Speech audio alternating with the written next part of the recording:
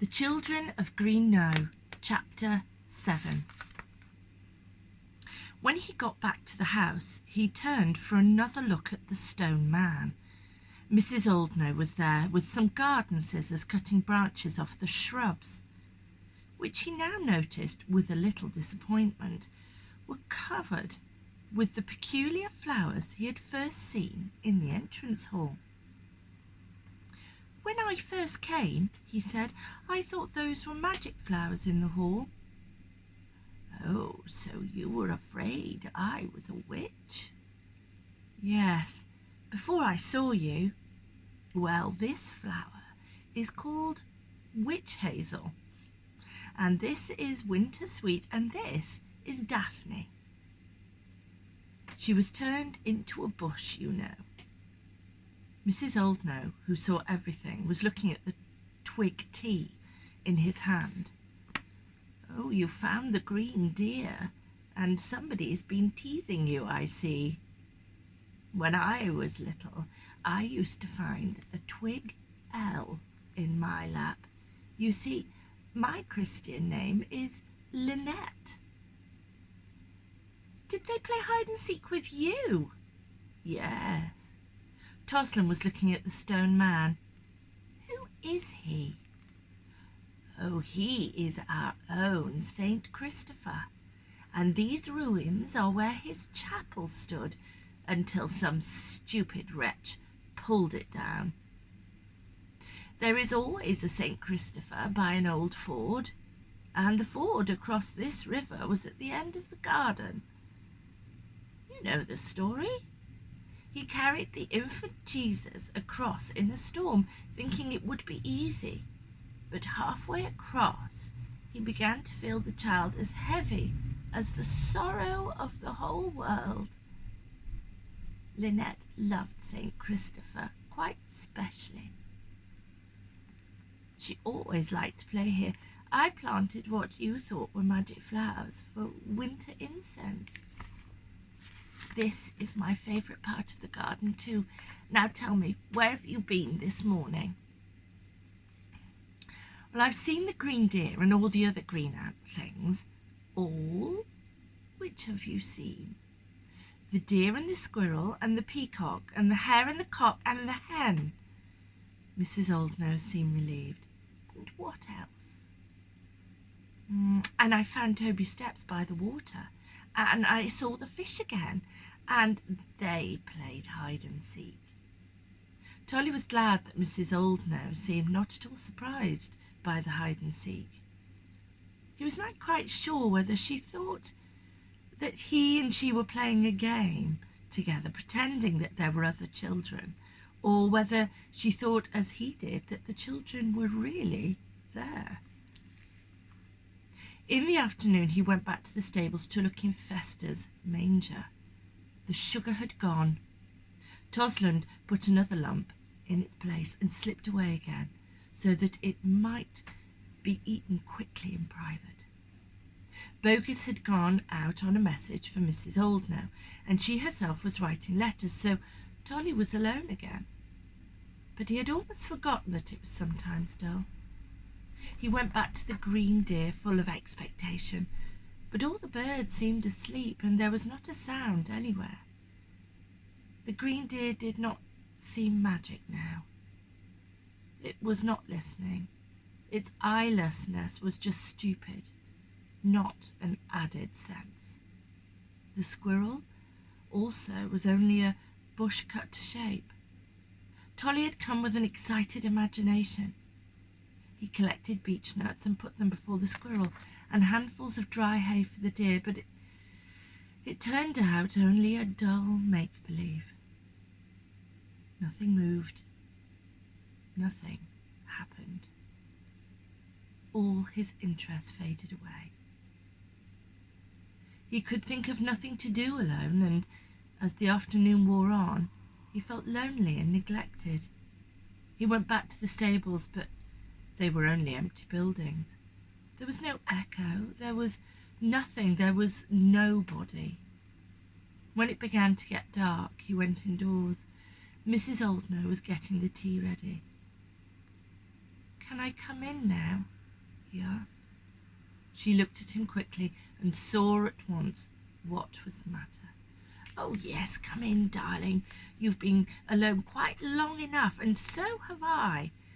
It's been one of those afternoons when nothing will come alive.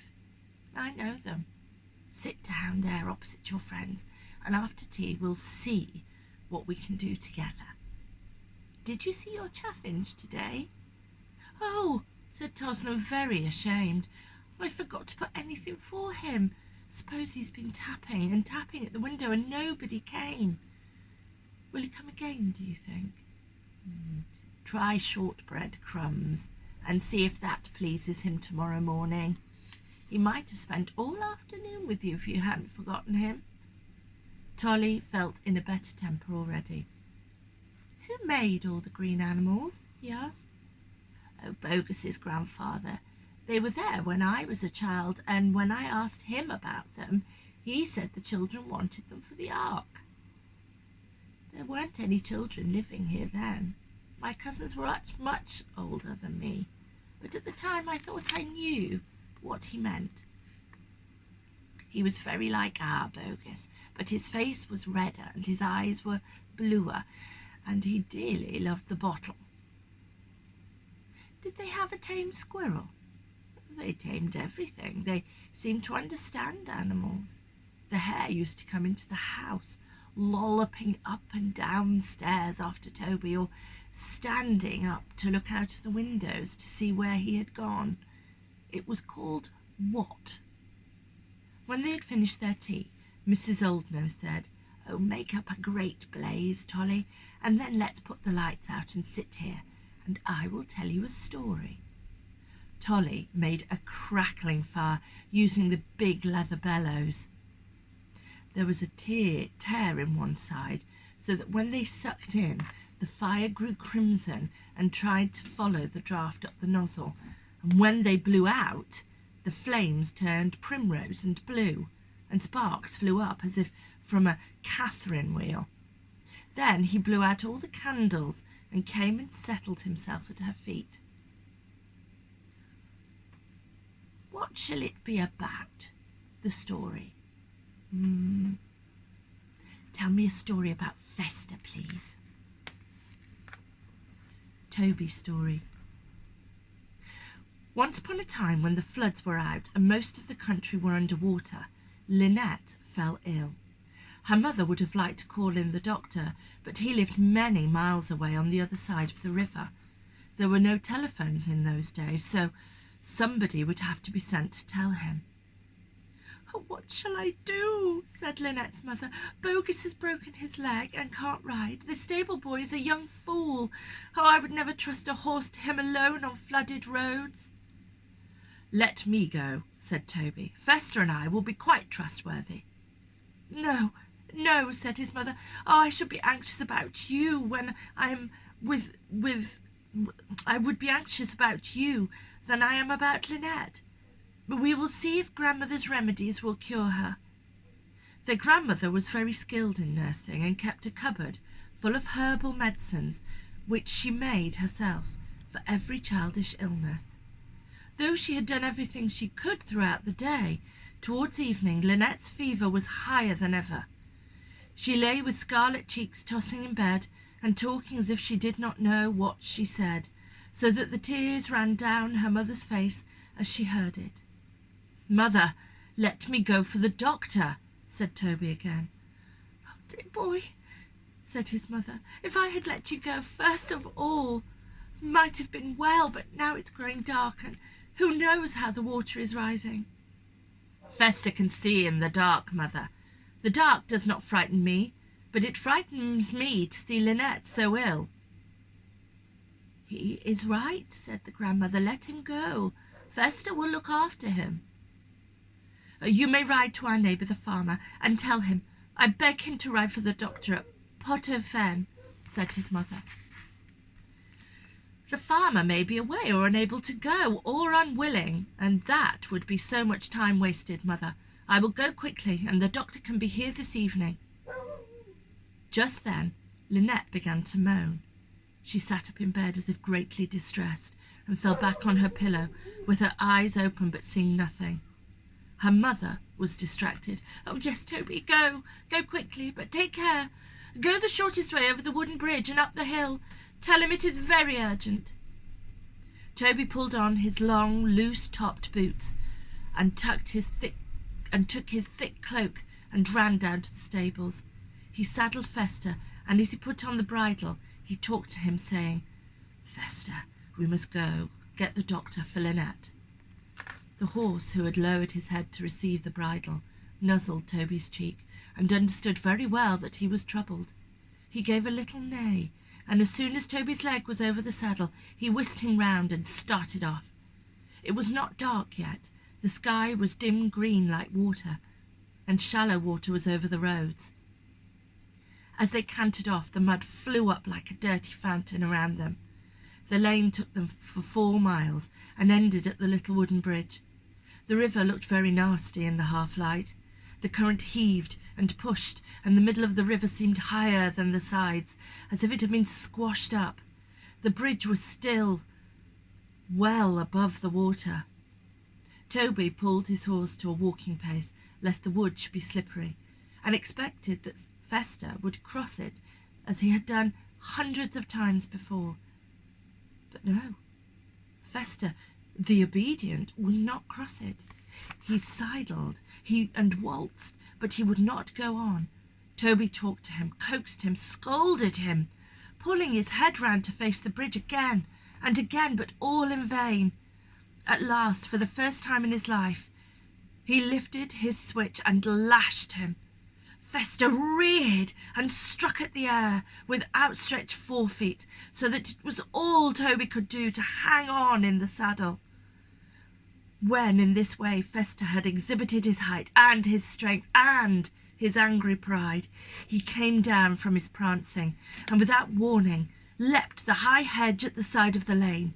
He slithered down the bank with his forefeet stuck out before him, and after sidling down some distance along the river bank, he trumpeted a challenging neigh, and plunging into the cold, ugly river, began to swim.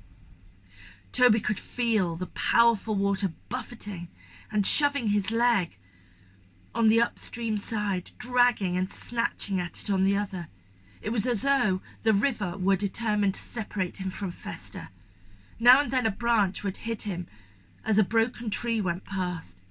Once they were tangled up in some floating straw from a rick. It nearly carried Toby out of the saddle, but he just managed to push it away. And as they swam, they were swept gradually downstream towards the bridge. Toby crouched. He crouched over Fester's labouring shoulders and could feel that he was striking out for his life. His ears were straining forward, and his eyes too, so that Toby could see the whites, and he snorted and grunted with his muzzle just above the water.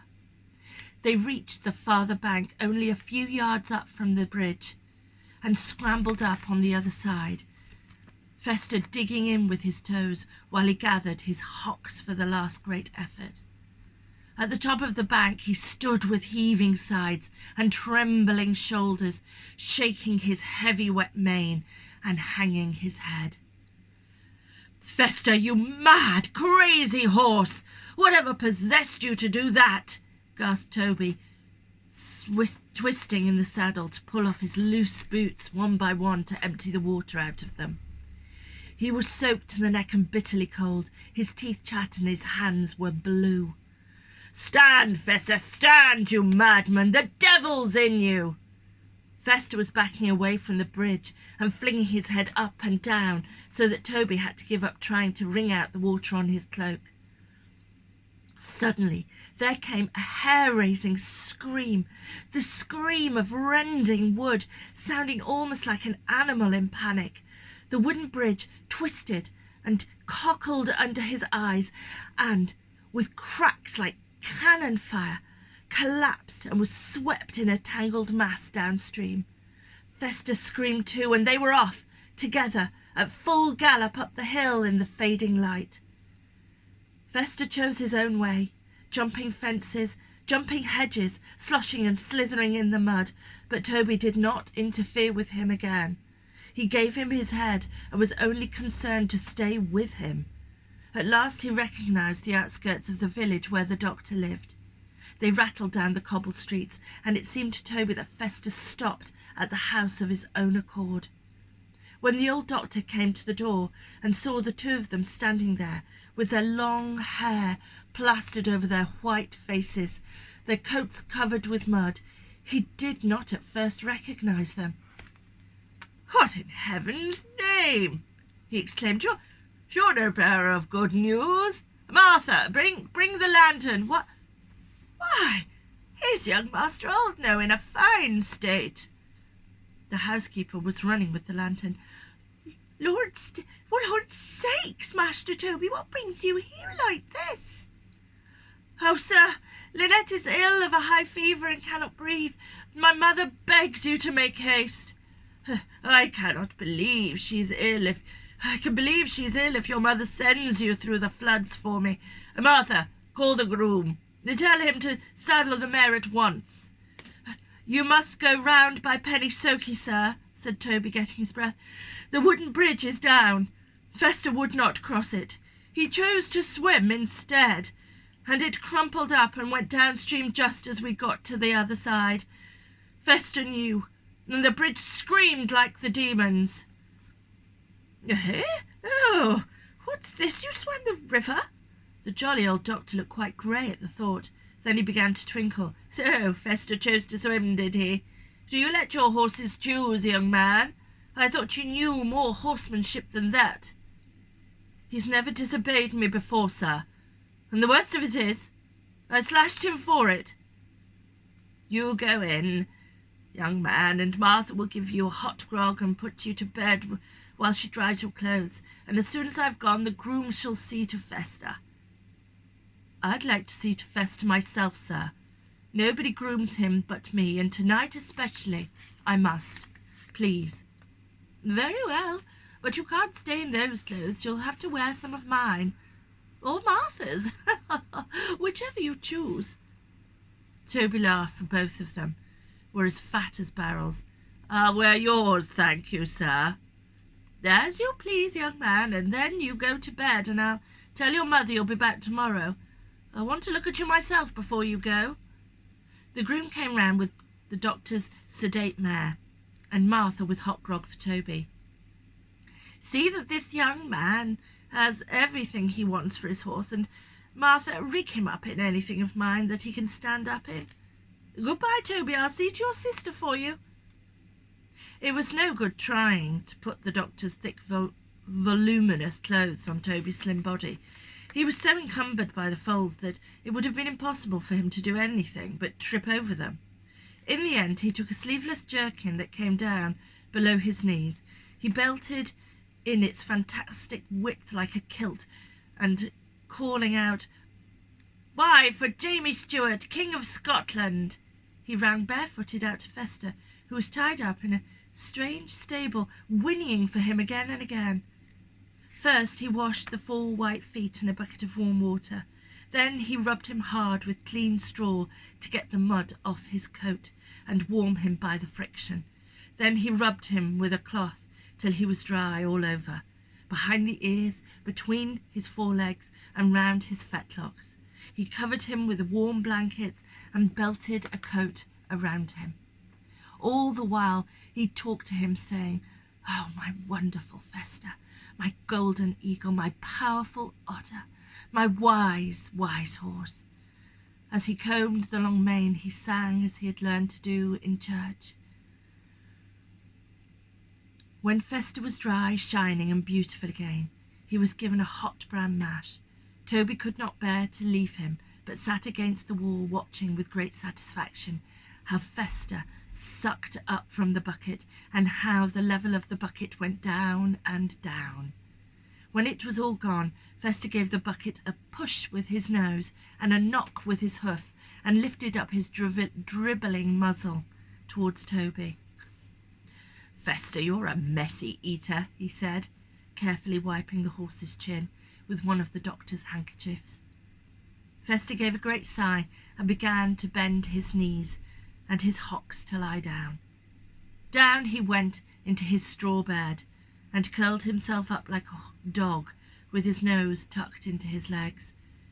Toby sat on, meaning just to watch him go to sleep, but he fell asleep himself. And when the groom came in to see if everything was in order for the night, he found the young gentleman asleep with his head against the horse's neck. He approached to wake him up, to take him into the house, but Fester opened a rolling eye and put his ears back with a dangerous look, making it quite plain that no one was to disturb either of them. The groom hesitated and then went out and brought back 2 blankets that he spread over Toby. Fester opened an eye but did not move. When the groom had gone, he sighed and shut it again. So there they slept together. The next thing that Toby knew was that Fester was blowing down his neck as if to say, "That supper was splendid. But how about breakfast?"